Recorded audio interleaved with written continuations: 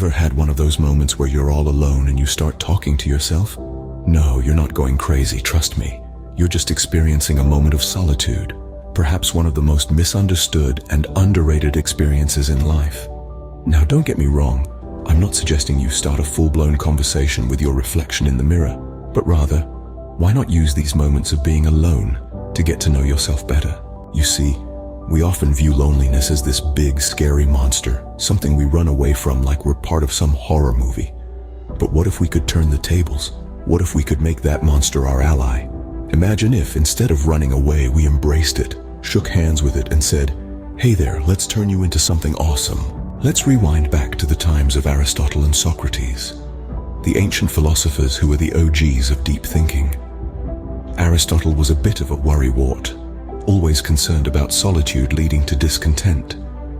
But even he acknowledged that it could be a space for contemplation, a peaceful oasis where we could dive into our deepest thoughts. On the other hand, Socrates was more of a glass-half-full kind of guy. He urged his followers to embrace solitude as a way to gain self-knowledge. Now, fast forward to the present. How about we take a leaf out of their book? How about we transform our fear of being alone into a tool for self-growth, just as Socrates advised? Let's clear up a misconception. Being alone does not equal feeling lonely. It's like mistaking a crocodile for a log, two completely different things. And when we look at it from a different viewpoint, perhaps through the lens of Aristotle's wisdom, loneliness can transition into solitude, a superpower for personal development and self-discovery. Now I know what you're thinking. How do I actually enjoy being alone?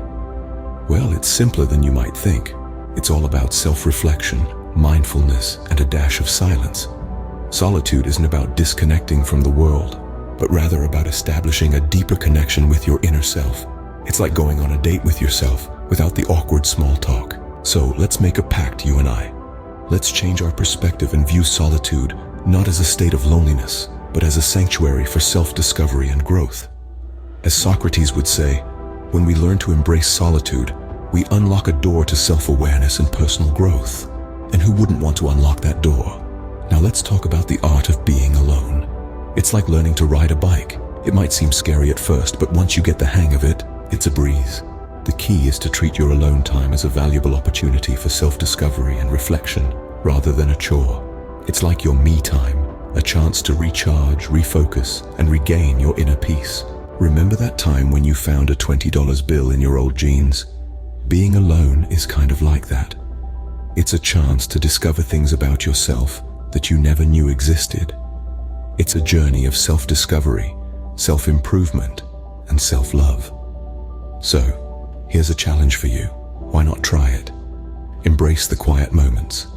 Use them as opportunities to reflect and grow. Let solitude be your guide in your journey of self-discovery. Who knows, you might even end up loving your own company.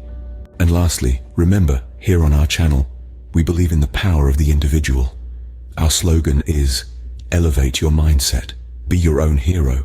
It's about taking control of your life, embracing your solitude, and using it to fuel your personal growth. It's about becoming the hero of your own story. So, stay tuned for more insights and remember to be your own hero. After all, your journey, your rules. Embrace solitude, embrace growth, embrace being your own hero. And who knows, maybe in the next segment, we'll discuss how to be your own sidekick too.